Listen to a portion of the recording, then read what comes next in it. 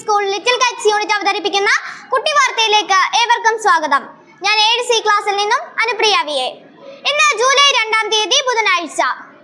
വിശക്കുന്ന വയറിന് ഒരു കൈത്താങ്ങ്. Government girls higher secondary school 2 വർഷക്കാലമായി നടത്തുന്ന പദ്ധതിയാണ് അക്ഷയപാത്രം പദ്ധതി. തെരുവിൽ ഉച്ചഭക്ഷണം ലഭിക്കാതെ അലയുന്ന അശരണർക്ക് വേണ്ടി മുൻ ഹെഡ് മാസ്റ്ററും ഉപജില്ലാ വിദ്യാഭ്യാസ ഓഫീസറായിരുന്ന ബാബുസാറിന്റെ സ്മരണാർത്ഥം ആരംഭിച്ച പദ്ധതിയാണ് അക്ഷയപാത്രം പദ്ധതി. ക്ലാസ്സിൽ നിന്നും ഭക്ഷണപതികളുമായി എത്തി അക്ഷയപാത്രം പദ്ധതിക്ക് ഇന്ന് തുടക്കം കുറിച്ചു. പദ്ധതിക്ക് തുടക്കം കുറിച്ചത് പ്രധാനാധ്യാപിക സന്ധ്യ എസ് ആയിരുന്നു.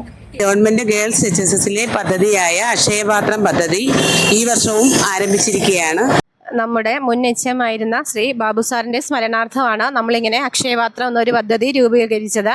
അതിൽ കുട്ടികൾ വീട്ടിൽ നിന്ന് സ്വയം അവർ വീട്ടിൽ നിന്ന് തയ്യാറാക്കിയ ചോറ് പൊതിയായി കൊണ്ടുവരികയും നമ്മളിവിടെ ഈ അക്ഷയപാത്രത്തിന് വേണ്ടി തയ്യാറാക്കിയ ബോക്സിൽ നിക്ഷേപിക്കുകയും ചെയ്യുന്നു.